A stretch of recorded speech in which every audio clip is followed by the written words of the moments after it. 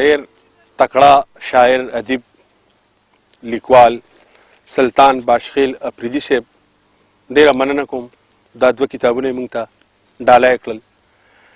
شکر دی چې پښتنو میندو داسې نران نران بچي زیږولي دي چې د خپلو بچو د خولې نوړی راشوکوي او په پښتو ژبه کې کتاب د پښتنو دپاره چاپ کوي.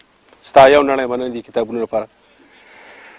سلطان باشخیل اپریدي له بلنه ورکوم چې موږ په خپل کلام باندې ونمانځي. ډېره مننه. یو وړوکی شان آزاد نظم جمود.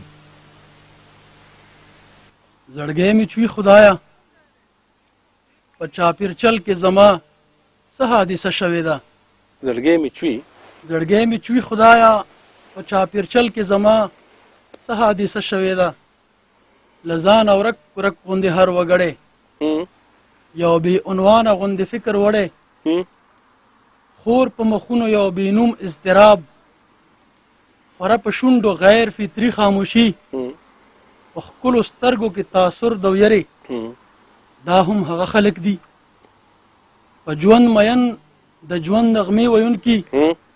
دا هم هغه فضا ده د کهکهو نه ډکه برداشت کولی نشم.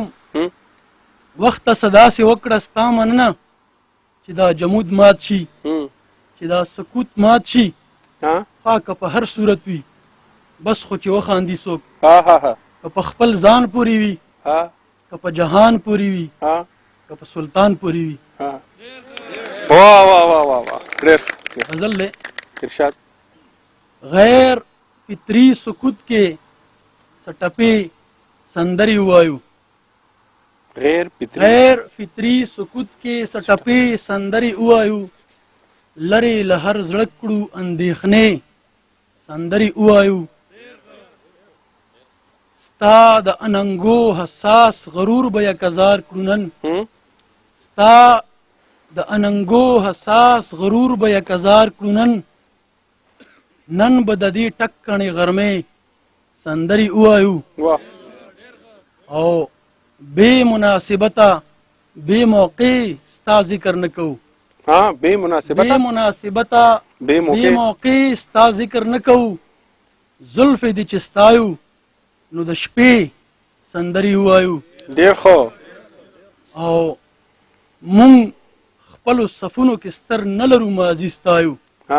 مونږ خپلو صفونو کې ستر نه لرو ماضي ستایو. دا خو مونږ په مثل د نوحې سندرې ووایو. ډېر ښه ډېر ښه. دا شعر بیا ووایه. ډېره مننه. مونږ خپلو صفونو کې ستر نه لرو ماضي ستایو.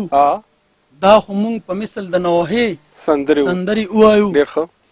او غیر د ژوند په لاره نن زمونږ شکستګي ساري.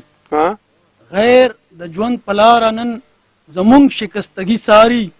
زی په یوه خوله چې نن خو ښې سندرې ووایو. ډېر ښه ډېر ښه ډېر ښه شعر دی. غیر د ژوند په لاره نن زمونږ شکستګي ساري. زی په یوه خوله چې نن خو ښې سندرې ووایو. او تمو چې سلطانه خپلو غرونو ته ستایې دومره تمو چې سلطانه خپلو غرونو ته ستایې دومره مونږ به پېښور کې د درې سندرې ووایو. ډېر ښه.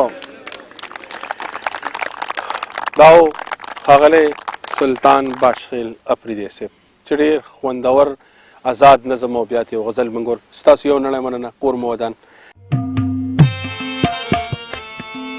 غمجن مازیګر دی بېلتا